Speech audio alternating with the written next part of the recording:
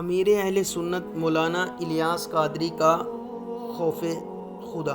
ایک مرتبہ دوران گفتگو شیخ طریقت امیر اہل سنت حضرت علامہ مولانا ابو بلال محمد الیاس عطار قادری رضوی دامت برکاتہم العالیہ نے ترغیب کے لیے ارشاد فرمایا، جب میں چھوٹا تھا، تقریباً ناسمجھ، غربت اور یتیمی کا دور تھا، حصول معاش کے لیے بنے ہوئے چنے اور مونگ پھلیاں چھیلنے کے لیے گھر میں لائی جاتی تھی۔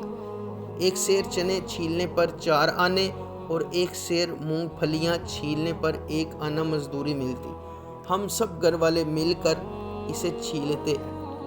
میں ناسمجھی کے باعث کبھی کبھار چند دانے منہ میں ڈال لیتا اور پھر پریشان ہو کر والدہ محترمہ سے عرض کرتا کہ ماں، مونگ پھلی والے سے معاف کرا لینا۔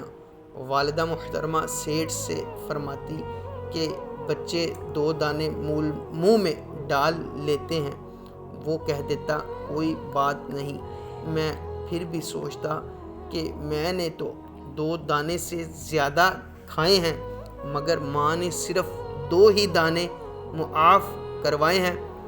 بعد میں جب شعور آیا تو پتہ چلا کہ 2 دانے محاورہ ہے اور اس سے مراد تھوڑے دانے ہی ہیں، اور میں کبھی تھوڑے دانے کھا لیتا تھا۔